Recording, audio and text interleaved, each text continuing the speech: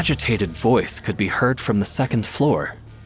Poultry and dogs anxiously darted around the rank-smelling room being used as a kitchen.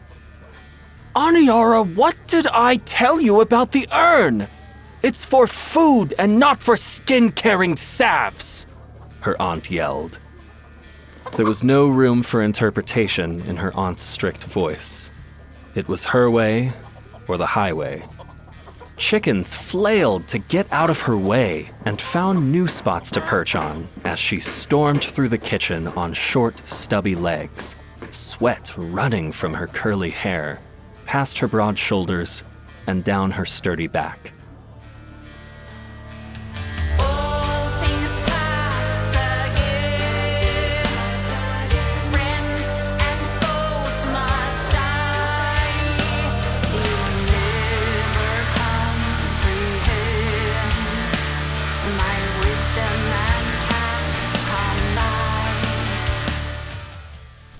Ellie was too busy clumsily carving a cuneiform tablet and had no interest in getting involved with the argument, so she didn't pay too much attention.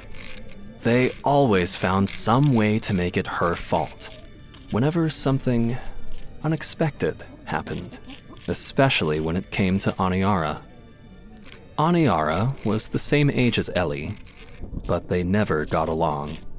She constantly got on Ellie's nerves. It was as if she knew exactly how Ellie's mind worked and found just the right things to say in order to make her sad or angry.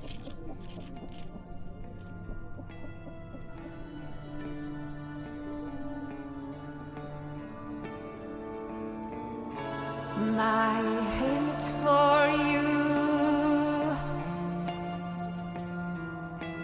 my hate for you, my hate for you, my hate for you. Aniara quickly turned on the packed earthen floor. Ellie said that I should use it, she whined. All the animals stopped in their tracks and regarded the scene taking place in the kitchen with awe. Give me that! The aunt snapped as she yanked the urn out of Aniara's hands. I never get to have anything of my own, Aniara whimpered and slumped to the floor. In a last-ditch attempt to preserve her dignity, the words blurted out of her mouth. The good Anana would have let me keep that. And rebelliously flung her arms. Then she pointed towards the room Ellie was in, steeled herself, and with a kick, she forced the door open. Outside, the town was bustling. A cacophony of shouts and hollers, wagons, animals, and boots against the ground made its way in before the door was slammed shut behind her. For a brief moment, the kitchen was completely still. We don't have money for urns and beauty, the aunt said while looking in the direction her daughter had just stormed out in.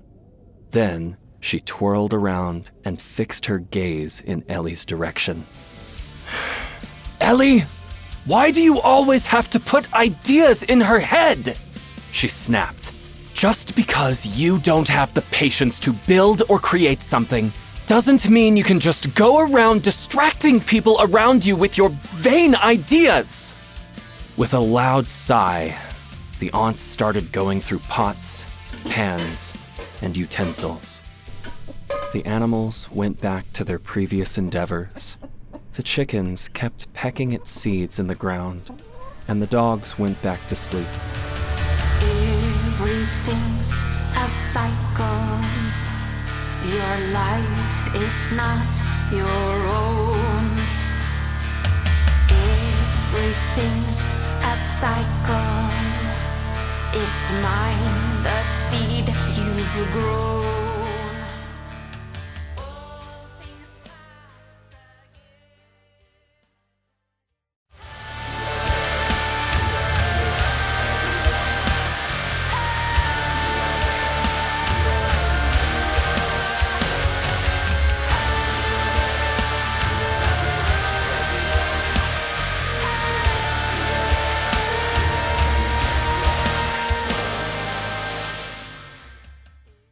After Ellie's mother and father had died, shortly after Ellie was born, Ellie had been taken in by her aunt. There was no one else, and she couldn't just be left on the street, of course. But Ellie wasn't exactly very thankful. Every day felt gray and filled with boring chores and rules. Their world really seems otherworldly, she thought. Spread out in the room, the 5 other siblings sat, and a baby was crawling around. All the siblings were skilled artisans. Everyone except Ellie. They wrote, potted, braided, and made all kinds of crafts that could be sold at the market. The oldest of the children repeatedly kicked Ellie's shins while deftly twining thread between 2 fingers. Ellie had learned to ignore the kicking. There was no point in doing anything about it, since there was always someone nagging or bothering them. Speaking of, there was no point in what the other kids were doing at all. Day in and day out, they all kept busy with crafts. And when they finally did get time to do anything else, they always kept competing about pointless things like who could spit the furthest or something stupid like that. Where are the adventures? The wind in the hair, and the undying myths, Ellie thought, as she sighed and lazily stared out the window.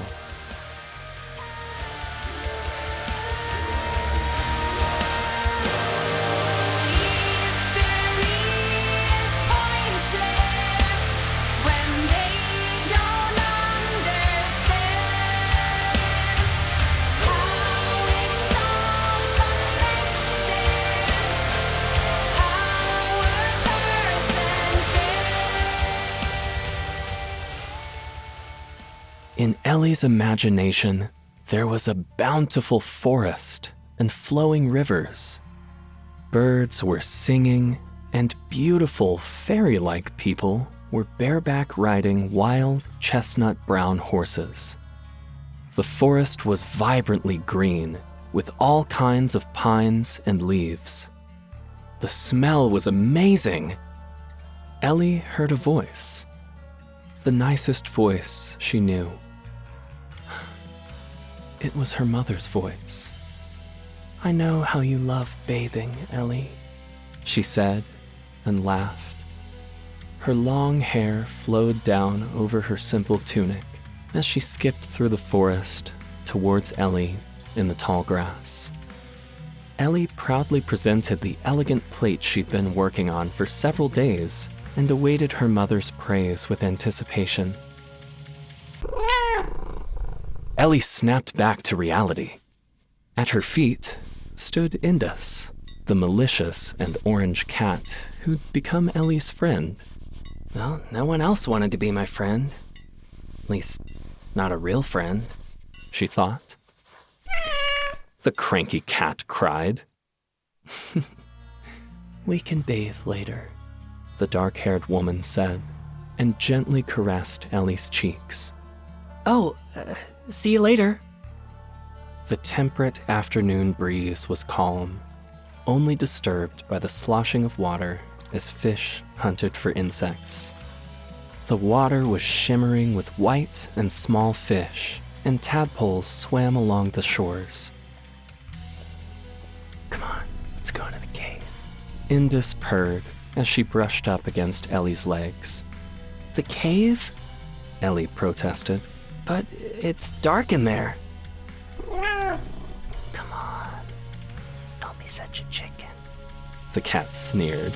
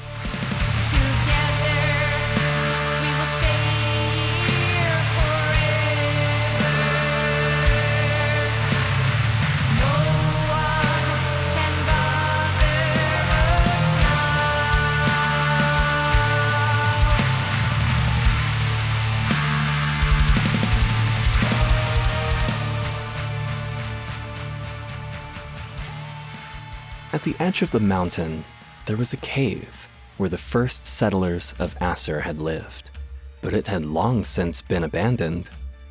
Ellie and the cat explored the walls and earthen floor of the cave. The walls were covered in murals. It looked like some big black people and some smaller. Maybe the big ones are gods, and the small ones humans? Ellie mused, but was interrupted when she bumped against something in the floor. There was a glint of something in the dirt. Ellie bent down with curiosity and brushed the dirt off of the hidden treasure. Digging her fingers into the earth around it, Ellie grabbed what seemed to be a red gem, or stone. But just as Ellie picked up the gleaming stone, an ear-shattering crash echoed throughout the cave, which shuddered. Chunks of earth fell from the ceiling of the cave and hit Ellie in the forehead. "Ellie!" the aunt yelled. "Ellie!" Pots and pans reverberated with her booming voice. The baby that had previously been crawling around on the floor was now leaning up against Ellie and was hard at work with ladling dirt and gravel in her hair. At the last second, she managed to shut her eyes before they were accosted with sharp little rocks. Ellie begrudgingly stood up, pushed the baby away, and entered the kitchen. "Ellie, go to the market and give these to Rustum," the aunt said, and held out a loaf of bread, which she took without meeting her gaze. Since Ellie wasn't good enough for craftsmanship, the aunt or Rustum would send her on a number of errands every day. It could be to hunt lizards in the blazing sun, or deliver bread or other wares to Rustum. Ellie sighed, brushed more gravel out of her hair, and left through the front door.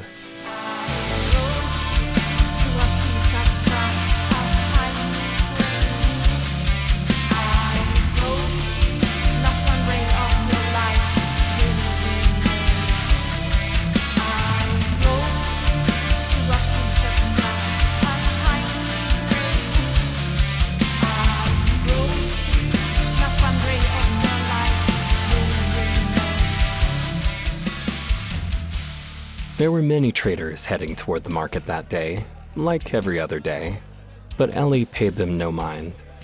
Instead, she just kept her eyes to the ground. Her thoughts kept going back to her mother. What a lousy life I'm living. A boring daily life, a nagging aunt, kids who beat me, blame me, and shout at me. If Mother and Father had been alive, things would have been different. Whatever happened to them? Who were they? Ellie clung to her belief that if only she could find out who her parents were, everything would be all right. Everything.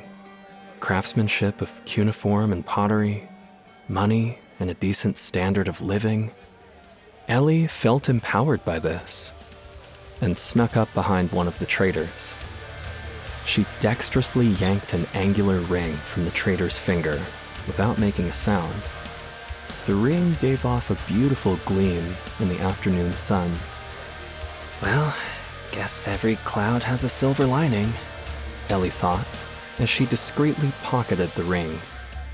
Huh, I've earned something nice, after all this doom and gloom. As she strolled down the street, she spotted an inviting rooftop. Using cracks and dents in the bricks, Ellie climbed the wall up to the roof. The roof was a bit unstable, but since Ellie was pretty light, she had no problem finding a good spot to rest. The day was still blazingly hot. Just a quick nap, she thought to herself, then yawned and drifted off into a dream.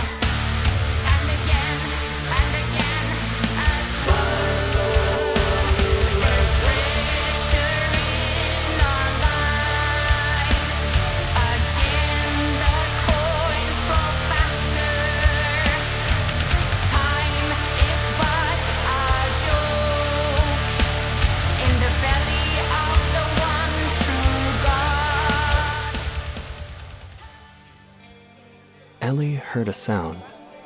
Kinda like metal scraping against stone, she thought, and looked down into the alleyway. It looked like Indus was down there, and piqued by curiosity, she quickly climbed down. It was as if Indus always knew when there were adventures to be had.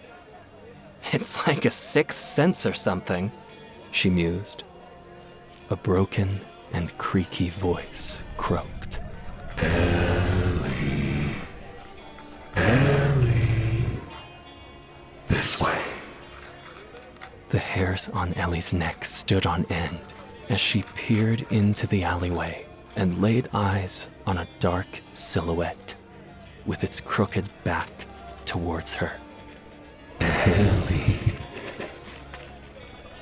Ellie. Come closer.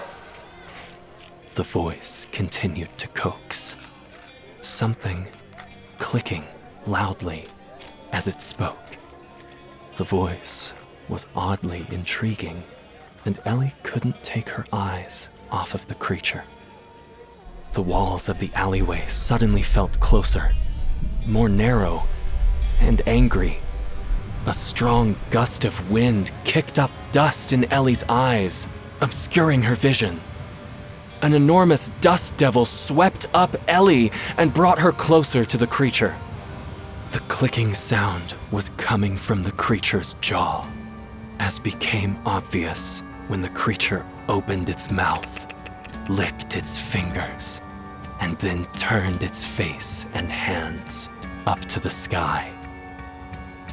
The sky split with lightning that caused even the fearless Indus to turn tail and hide. Ellie!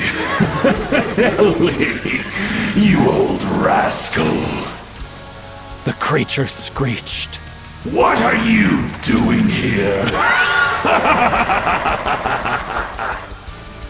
The creature's two pearlescent white sockets where its eyes should be turned to Ellie, who just stood there frozen in place. A demon! Ellie screamed. The creature reached out to grab Ellie, who panicked and threw the first thing she could get her hands on to protect herself from the demon. The red gem, the one Ellie had found in the cave, now sailed through the air and hit the demon right in the forehead.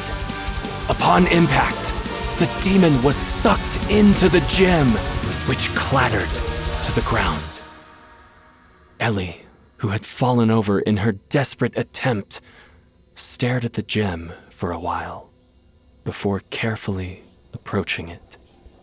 She peered into it, squinting, and saw a mist of light and dark swirling around in there.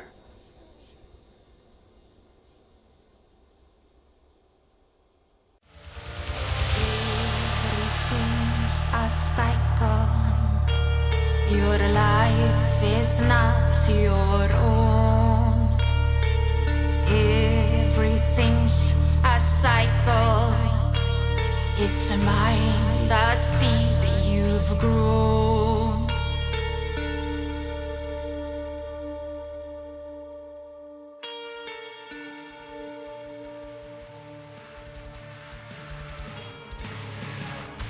The air was stuffy, and sweat ran down Ellie's back. Must have slept longer than I thought, she muttered to herself as she hurried down from the straw roof. It had been more than just a few minutes, and Rustum was probably wondering where Ellie was. Not that it really matters, she sighed, and moved toward the market. The market was noisy and colorful. People stood alongside the road and shouted. Ellie elbowed her way through the noisy crowd. Chickens were thrown up in the air. The clanging from forges and smithies rang out. Music was being played, and animals ran around all over the place, turning the town into a cacophonous minor chaos. Still, it's kinda beautiful. She smiled. Colors and shapes trade owners, and new life is created. Ellie elbowed her way up to Rustum. As usual, Rustum was shouting along with the rest of the traders, trying to trade his wares for goats, clothes, or food. Grain was weighed under wild hand gesturing and shouting.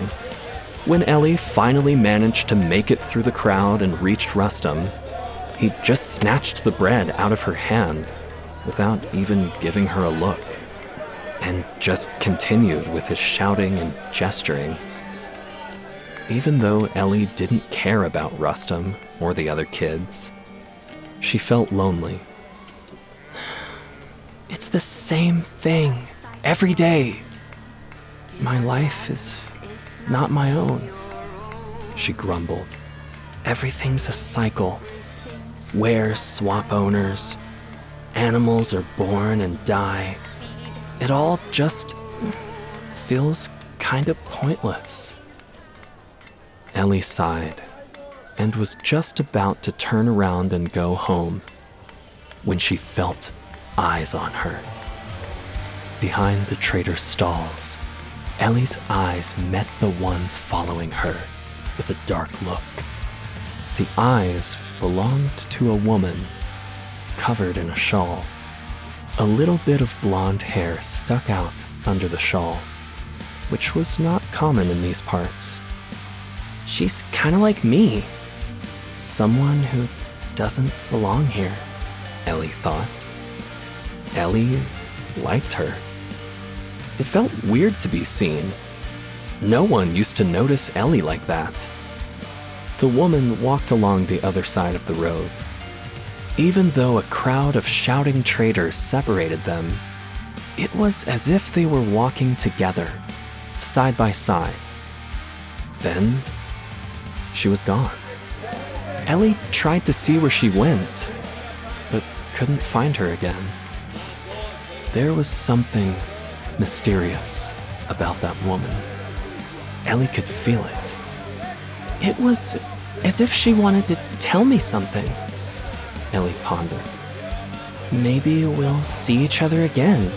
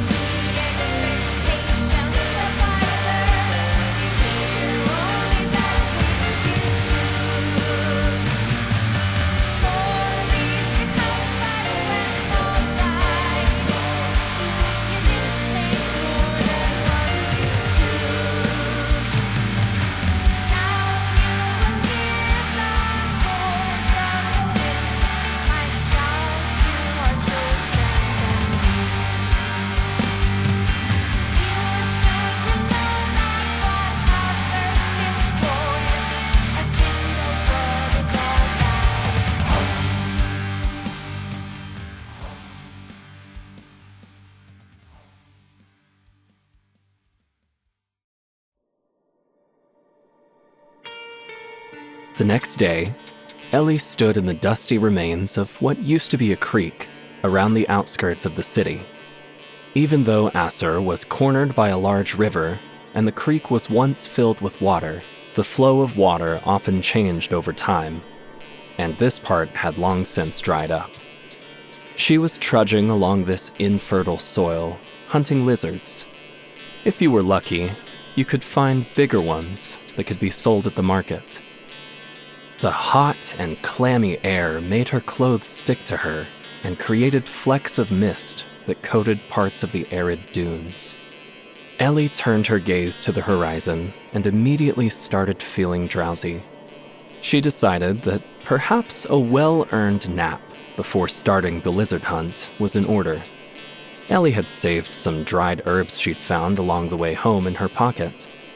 Chewing them calmed her. Her vision blurred, and she leaned her head back as the world of dreams opened up to her. We are one.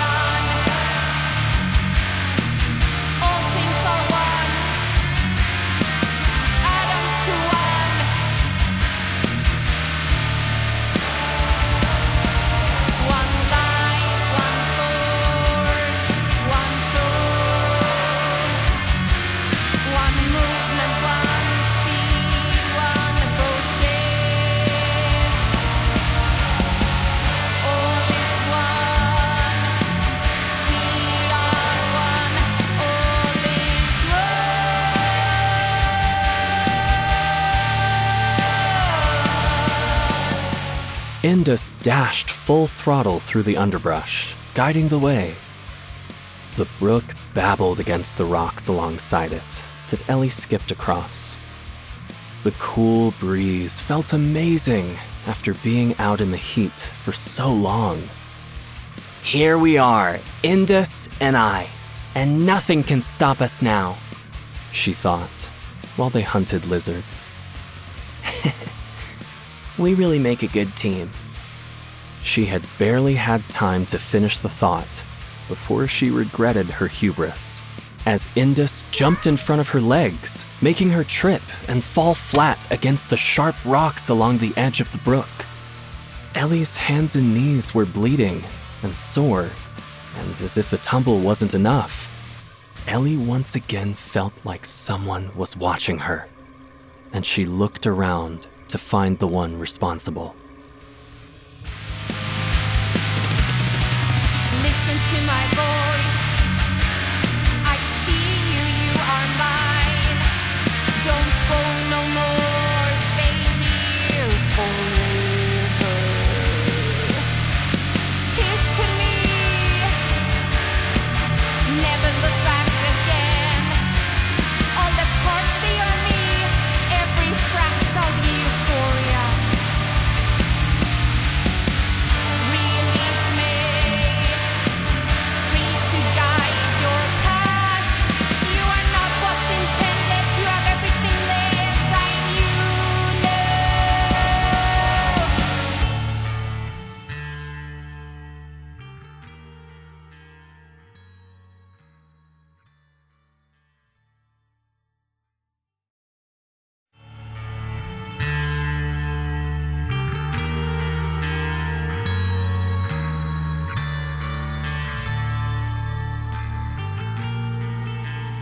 Under the bridge, next to the brook, stood a dark silhouette that looked like it was waiting for something.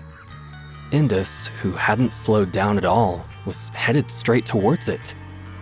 A chill swept through Ellie's chest and arms as a man without a face stepped out of the shade. The creature moved closer to Ellie, who was petrified. It was soon close enough to lean its gargantuan frame over her, and she felt her breath catch in her throat. Greetings, oh misshapen wretch. The wraith lisped with a gritty rasp. I come bearing gifts and the promise of eternity. It is a greeting from Lucifer. The voice continued leisurely from inside the dark hood. Ellie tried to stammer out some kind of reply, but the words were caught in her throat. Despite the heat, Ellie was shivering. My name is Asmodeus. The dark creature proclaimed ceremoniously. Ellie calmed down slightly, but was still on guard, and she followed the creature's every movement carefully. The knife you carry does not suit you. Here, let me give you a new one. Asmodeus said, and held out a long, black, razor-sharp dagger. Ellie was too cold and in pain to protest, and shakily accepted the dagger. The sunlight gave it a hypnotizing gleam that outlined an inscription on the blade that she couldn't read. Thank you. Ellie stammered, but fell deep in thought. There had been so many strange encounters in the last few days. First, the demon in the alleyway, then the woman at the market, and now, this creature.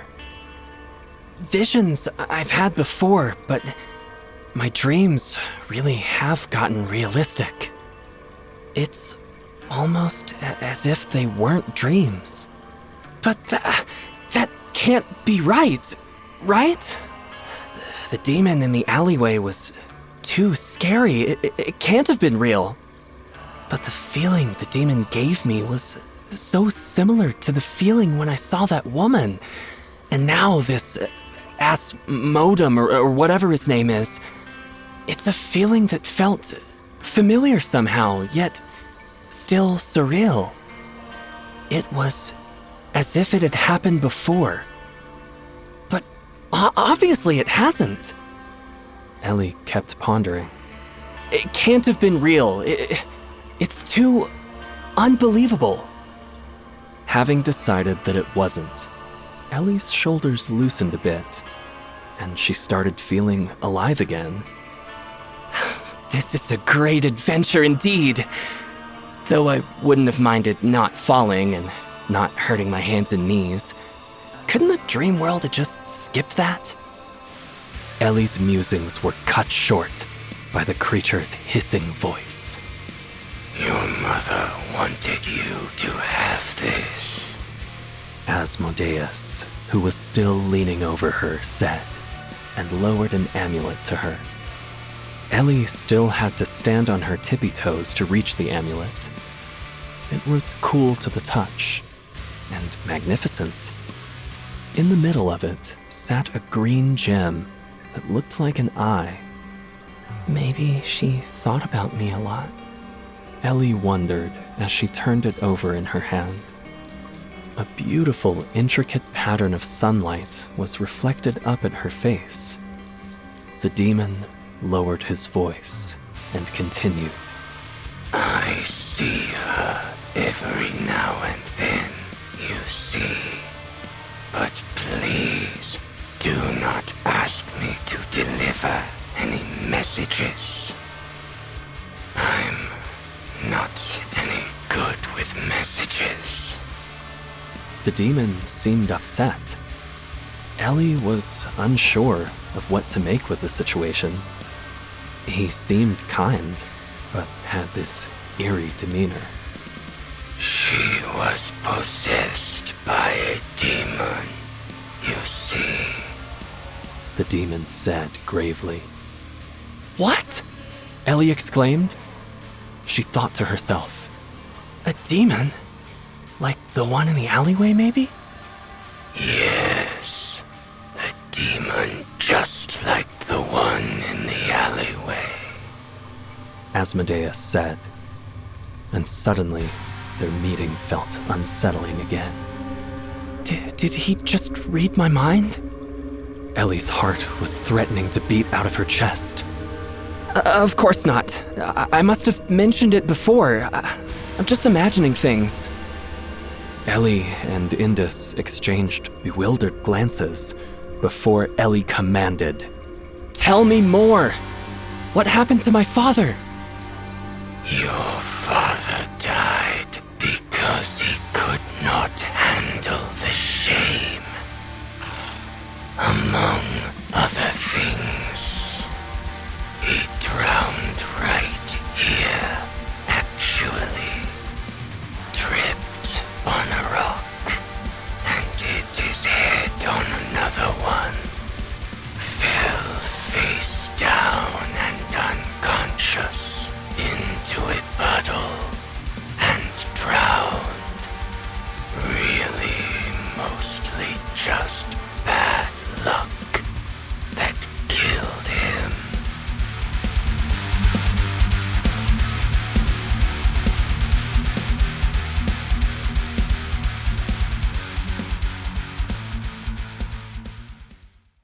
Thing only you can be. What only you are with me here. Time can break us into pieces, cutting us in twain. But that which once has been shall always be.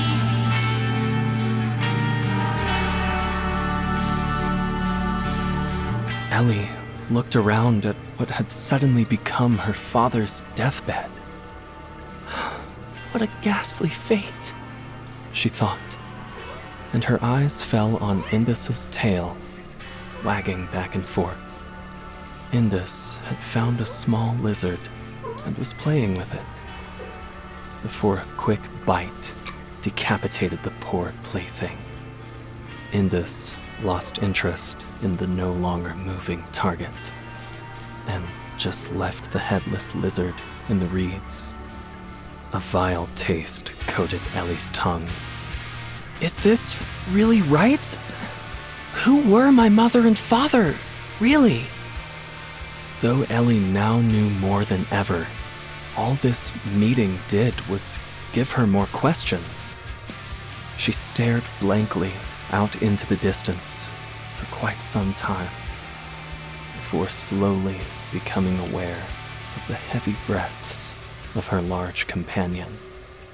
If you want to know more about who they were, go to the temple and ask for Azura. He will guide you along your path, He said. I give gifts, nothing more, nothing less. And with that, he crept back into the shadows, under the bridge again, and vanished. For your name is eternal. Your name is the truth. Your name is peace. And the being is the light. The light that never goes out. When the wind blows, we're moved as one. Created again. Again and again as one. Once again, the air was stuffy and filled with dust. Sunbeams shone on Ellie's face, and as she looked up, flashes of red and yellow circled a dark spot in her vision. Her head pounded, and her ears rang.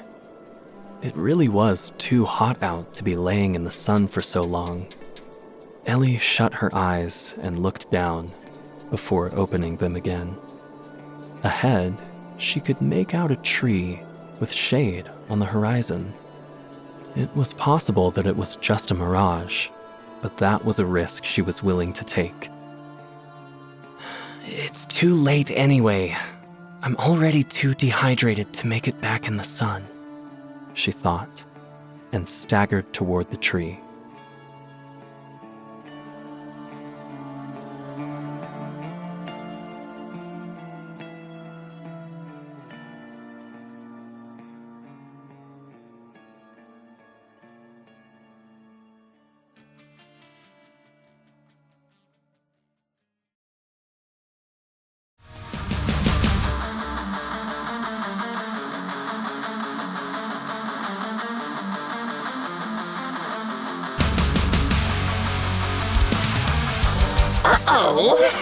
Where there is no water, dehydration lingers. A voice said enthusiastically. Be mindful of that. That's exactly what happened to me once. It must have been, 3,000 or 4,000 years ago, maybe. But I remember it as if it were yesterday. It was so hot, and I had no water, so I lay down for a nap. And I never woke up again. Living is dangerous, you know. But no one knows what dying is like. Well, no one but me, of course. The voice chuckled. Before Ellie, a gargantuan bird stood, wings shimmering in every color imaginable. Sensing that she was about to trip over something, Ellie looked down only to see a pile of ash. It looked like it had recently burned. Strange. Why would anyone be burning anything all the way out here? She wondered. Oh, you'll have to forgive me. That was my fault. The bird said, and looked at her embarrassed. Huh. The ash came from the bird being reborn after becoming a meal for the wild dogs in the area. My. Out of the frying pan and into the fire. That's what I always say. This really is not a very cheerful place, is it? But when death gives you lemons, make lemonade. That's what I always say. The bird enthusiastically waved its wings around as it spoke, and the dazzling display of lights and colors mesmerized Ellie to the point where she had trouble focusing on what it was saying. But the bird paid her no mind and just happily kept babbling on.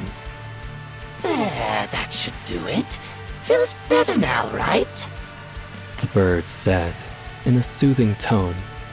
My name is Avashina.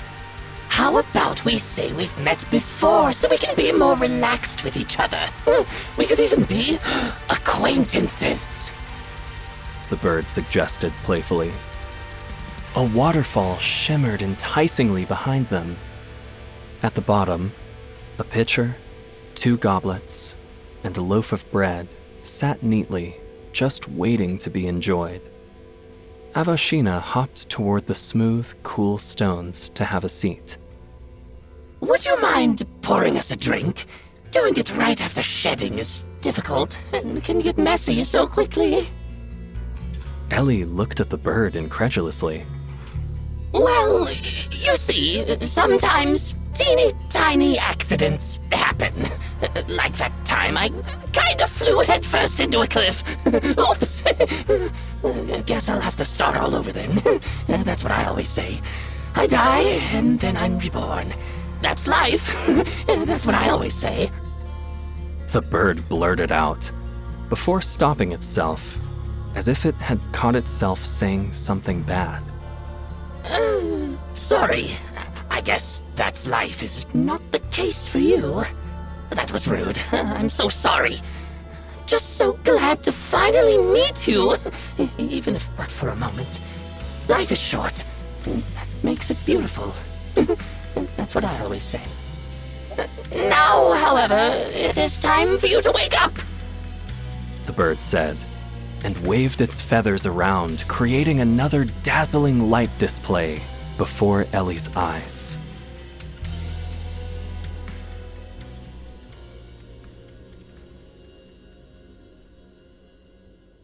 Ellie slowly opened her eyes and licked her dry lips. What a strange dream, she thought. The sun had set, and Ellie was laying on the now cold ground lethargically. Her belly rumbled as a lizard climbed over it to get to the other side, but she was too exhausted to even care. It was time to go home. She tried to get up, but only got to sitting up before having to take a break. A kooky bird and a dark figure who told me to go to the temple and ask for Azura. She was interrupted by Indus's paws digging into her lap. Ellie gently pushed the cat aside and once again tried to get up, which turned out to be difficult as her hands and knees ached. The journey home felt like it would never end, but Ellie didn't mind. She needed to mull over everything that had happened today anyway. What is dream and what is reality is starting to blend together. Perhaps my dream world is fusing with my regular world, or maybe I just have a wild imagination. Ellie contemplated. Do you think what the creature said was true? Ellie said to the cat. The only response she got was a skeptical, "Wow." Feels like it's true, she replied. And there's a simple way to find out. Let's go to the temple tomorrow. No matter what happens tomorrow, I'm ready. That's life. That's what the bird always says. Ellie exclaimed with glee. For once, she felt filled with determination, like the world finally wasn't pointless anymore.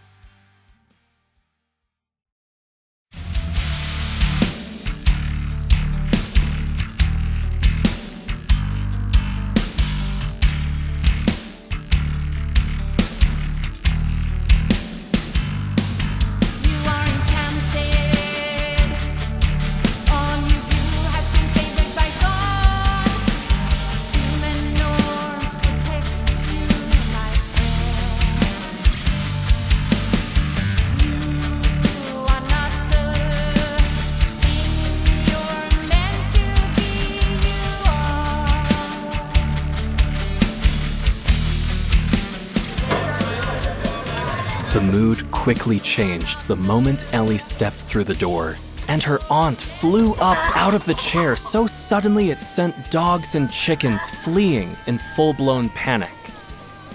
"Oh, so now's a good time to come home, you think?" she barked. "Aniara had to take bread to the market several times because you obviously think you're too important to help out in this house. You are completely unreliable." She eyed Ellie up and down. "Besides, you should know better than to sleep in the sun. I can't believe you have the gall to do so little every day." Ellie had barely crossed the threshold before being berated. "It's as if darkness is drawn to you." Rustum didn't even look at Ellie, but as she left the kitchen, he muttered under his breath, just loud enough for her to hear it. "A never-ending disappointment." Aniara, who normally would be the first to ridicule Ellie, said nothing to her surprise. But when she got to her room, she knew why. On top of her bed, an unpleasant surprise lay waiting for her. A dried-out chicken fetus, which Ellie had no doubt Aniara had left for her.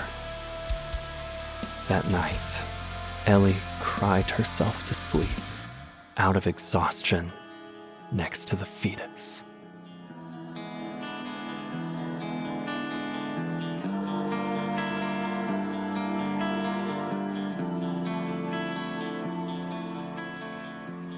In her dreams, a dark and cool lake beckoned her. The night was beautiful, and the still lake mirrored the gleaming stars in the clear night sky.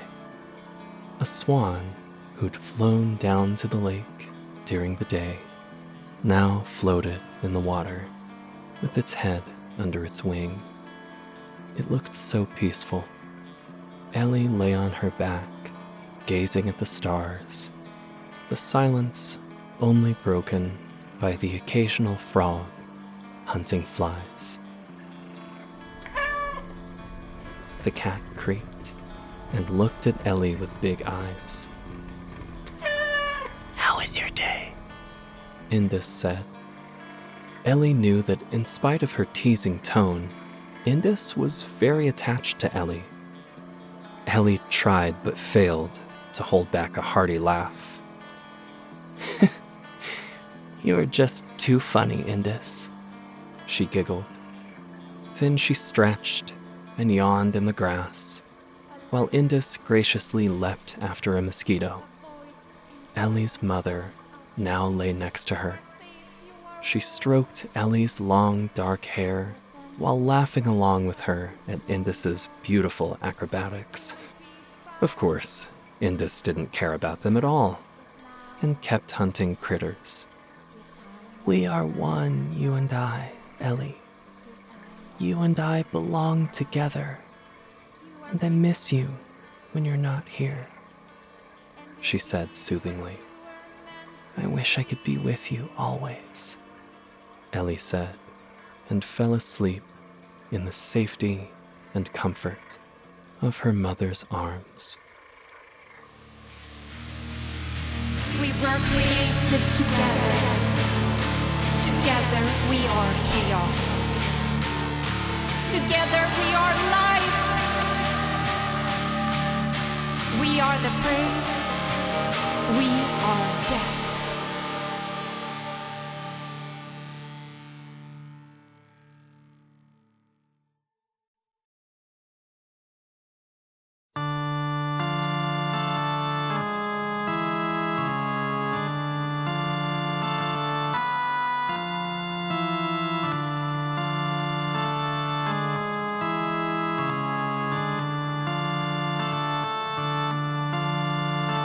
Once when life was simple, none of that remains. That which once was glittering has broken you in twain. In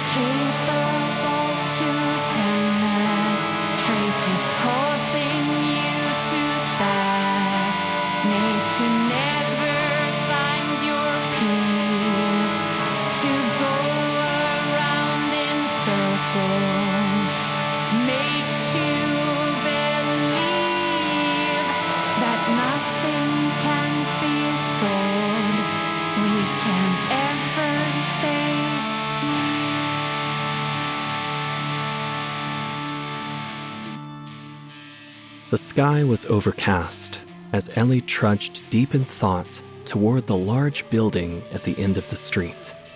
She was on her way to the temple, but spirits weren't exactly high. Maybe this was a mistake. After all, it was probably just a dream, she thought, and felt an uneasy rise in her chest. It was not midday yet, and her eyes were still sandy with sleep. On top of that, her knees still ached from the previous day's adventure. Oh well, what path I've taken, I can also return, she sighed. The street was lined with traders who were preparing for the day's trading. They were everywhere. They didn't just keep to the market, no. They were like the dunes in Aser. Everywhere. Some placed their wares out neatly, while others butchered and prepared animals to sell for the day. It's like a big cycle, she mused. Farmers sell seeds that animals eat, and animals are companions to humans before becoming their food.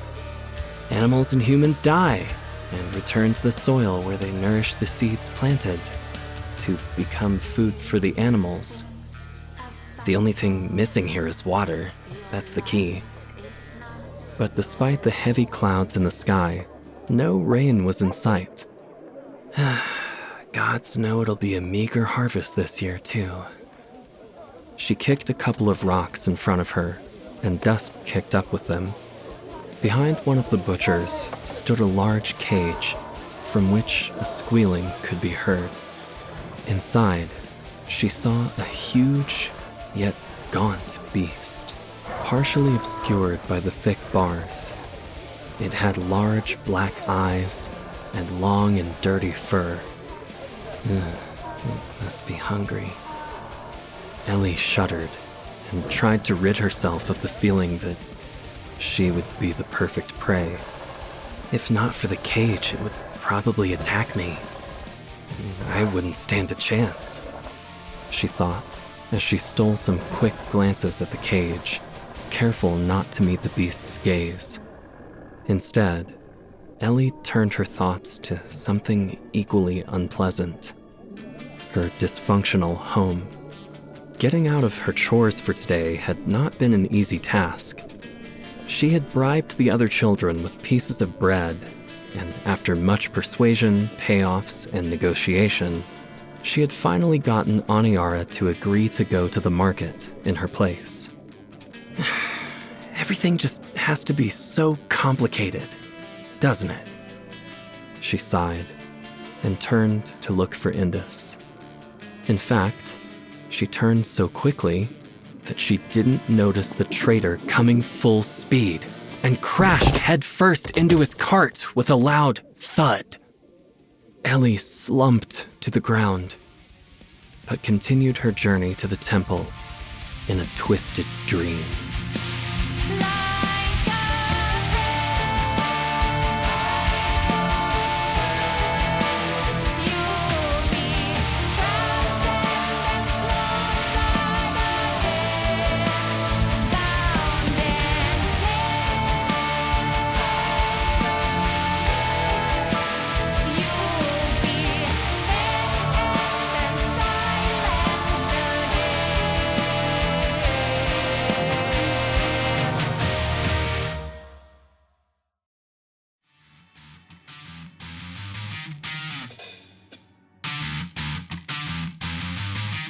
Don't be afraid.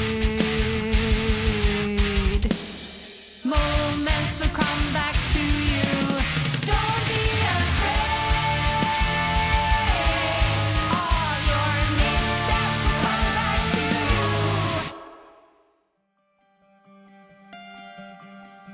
When she got closer to the temple, she spotted Indus's yellow-orange tail around the corner. The sun hit the pillars, making them nice and warm for Indus to rub up against.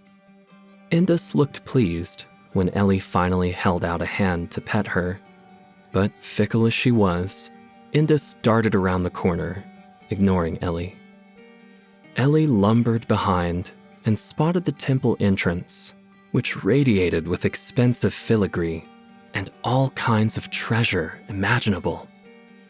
Wind chimes dangling from one of the higher windows played in the wind, with a soft chin, chin, chirm, chirm, and gold and gemstones bathed in the sunlight.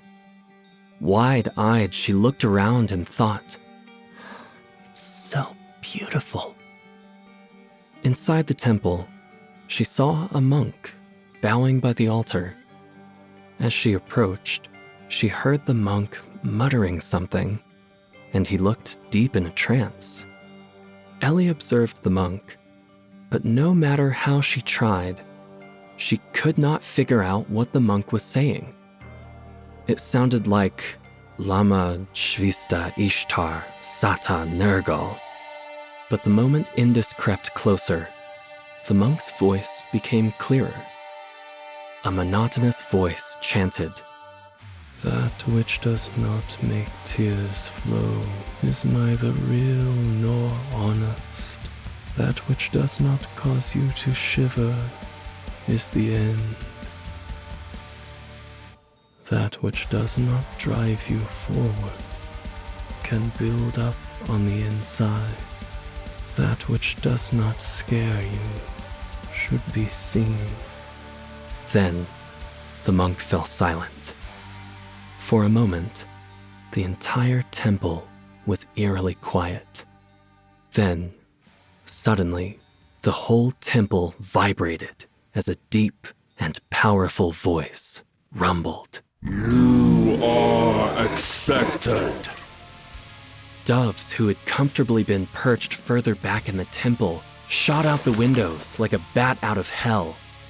The booming voice echoed throughout the hall and washed over her.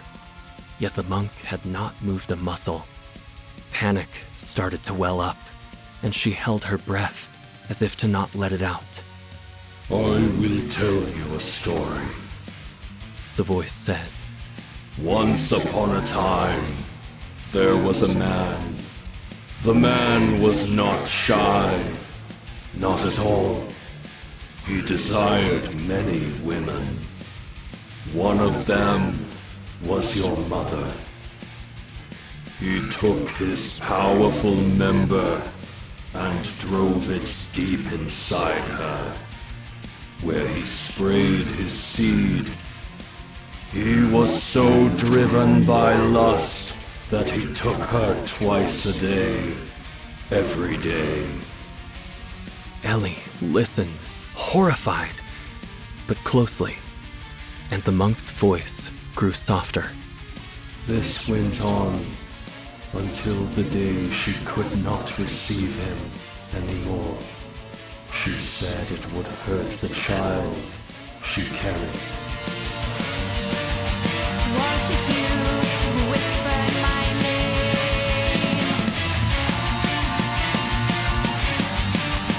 Was it you who just lay there and cried? Was it you who shouted my name?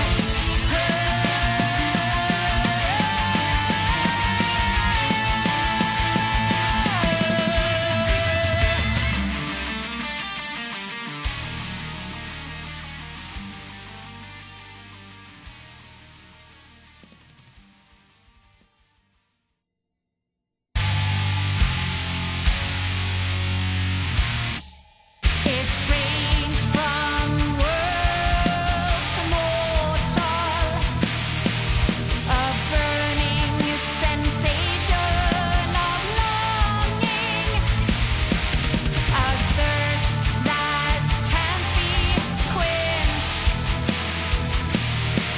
A light grows weaker every day that pass. Slowly, wounds reopen, the infection never climax. It only grows. The monk didn't look at Ellie, but continued his story. The man lasted 3 days without a wound, before moving on to the next woman to plant his seed in her, like many times before. He came to her at day, while Rustum was at the market. What? Rustum? Ellie exclaimed. Yes, who else? The monk said incredulously. Do you mean that... Yes, The monk said with a grave look. Aniara is... yes, The monk said. And the other children? hard to tell. They were both good fighters, if you catch my meaning. But the youngest one is definitely not your father's. As I'm sure you understand, there weren't any more children for him after that whole drowning incident. The monk proclaimed, and then his voice grew more agitated.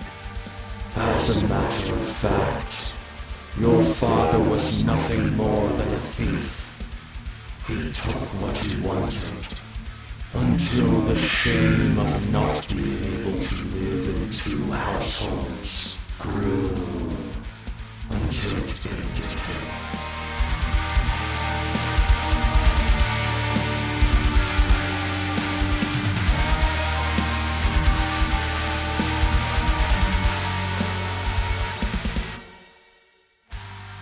Indus had silently crept up, and was now purring, content by her feet.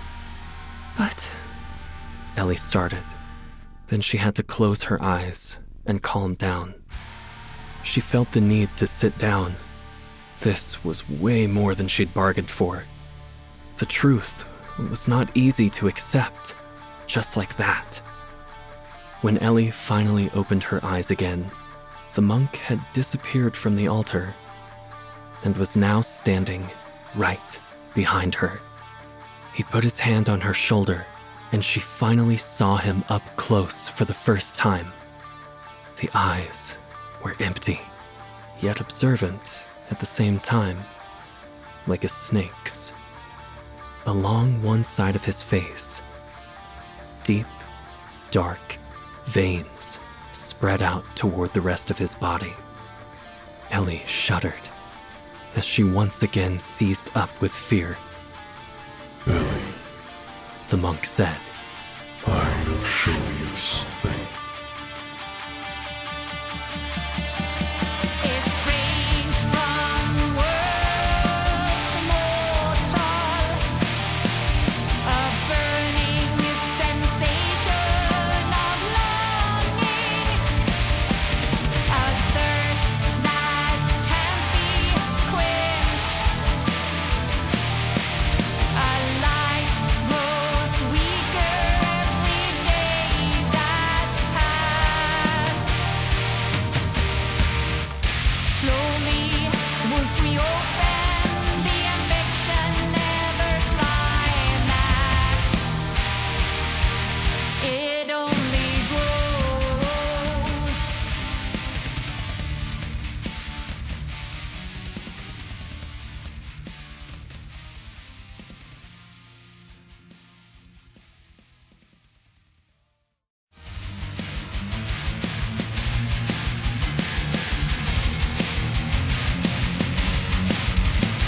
You're living an angular life. Rules create order. How will you be happy when you're playing your own game? You damn pathetic little human. You live behind the mask.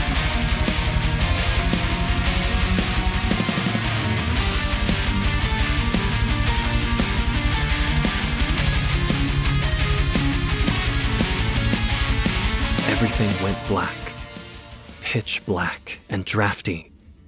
Yet the air felt old and stale. A low, rumbling note spread through the darkness, and her head pounded. Ellie blinked in the dark, trying to understand what had just happened. Must have been hit in the head with something, Ellie thought, and tried to lift her hand to rub her sore spot, but her hands bumped into something. Stone? There's stone on either side of me. Ellie felt in front and behind her. More stone. Where am I? Her heart started racing faster and faster. Below her was the ground. Above was stone. She repeatedly felt around, her fingers looking for cracks. Nothing but stone and earth. The panic welled up again. There's no way out. Where am I? What is this place? Her panicked thoughts sent her down a spiral. She was trapped, like a beast without food or water. Her heart beat faster and harder until it threatened to beat out of her chest. The only thing she could hear was the sound of her heartbeat and her breath getting heavier with fear and panic until she couldn't hold back anymore. Help! She cried, her voice breaking. Help! She furiously kept searching for cracks with her now freezing fingers. Can anyone hear me? Her voice grew weaker with every shout, and after a while, despair took over, and she stopped trying. Ellie suddenly remembered the beast she saw on her way to the market. Hungry, stinking, cold, naked, and alone. That's how I will end. Like a beast. In a cage. Tears streamed down her face.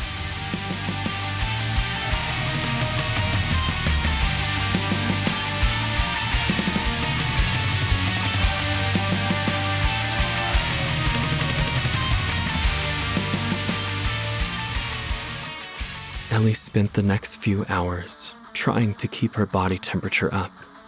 She alternated putting her hands in her armpits and the hollow of her knee.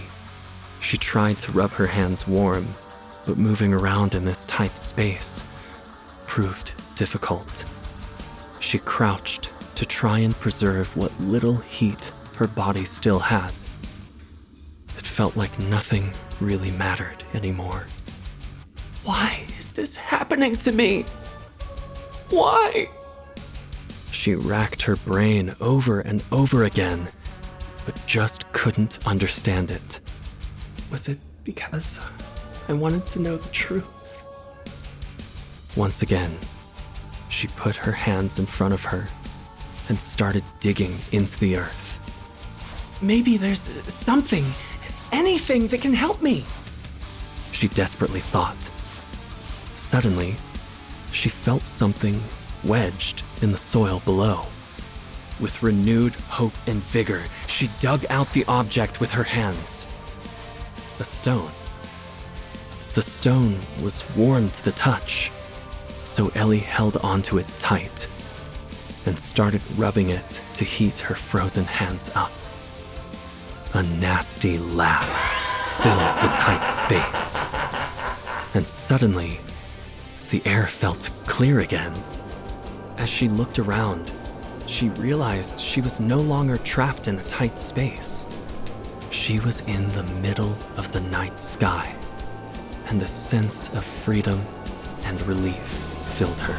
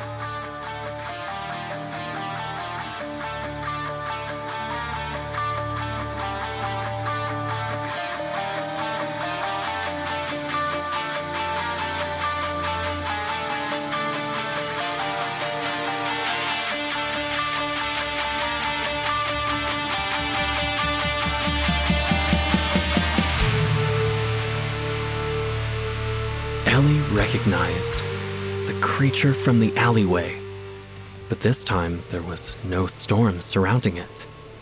Instead, a stunning red and pink dusk hung over them like a blanket. The stars gleamed above. The mist laid over the valley and the mountain below, and the air was nice and temperate. You call Mistress? Pazuzu said. Mistress? Ellie questioned with uncertainty. You rubbed the magic stone with which you captured me. You are my mistress. Twice over! Pazuzu exclaimed, howling with laughter. Oh, right. I knew that, she said, in an attempted display of confidence. So, what can I do for you? What do you mean? Surely you know about the 3 wishes. Pazuzu looked like he was wondering why the question even needed to be asked. She regarded the creature inquisitively. Mistress, you make a wish, I make it happen. But only thrice. After that, you release me and I get to go back to ruling the storms again. Pazuzu said impatiently. Oh, okay, she said. Huh. I wish that I wasn't living with my aunt, Rustum, or the other kids anymore. Deal! You're welcome. Ellie started falling from the sky. Pazuzu followed her down, laying comfortably on his side as they sailed toward the ground. She also spotted Indus, who lay purring on the demon's stomach as tiny drops of dew soared past them. No, no, no! What's happening? Save me! Ellie screamed as she fell. Deal, you're welcome. Pazuzu slowed her fall and let her slowly glide down toward the ground safely. A scream could be heard further away, and a bright orange light rose to the heavens, followed by a crackling sound. What's happening? Said Ellie. Oh, that. That is consequence. An effect of your first wish. Pazuzu said lazily. Indus was leisurely waving her tail next to a wall, cleaning off some dust that got caught in her fur. If you must know. The creature continued, with a hint of malice in its lazy voice.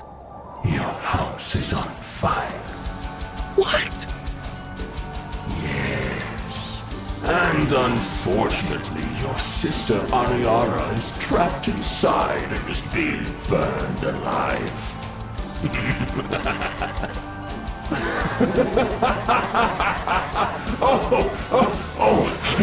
Right. This is your fault.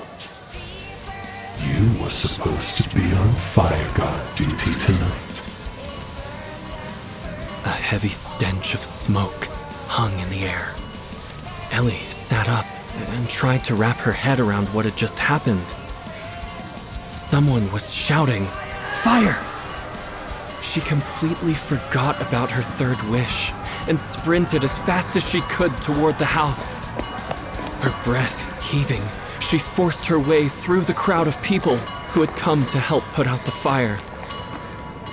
Outside the door, she found a soot-covered and lifeless Aniara lying on the ground.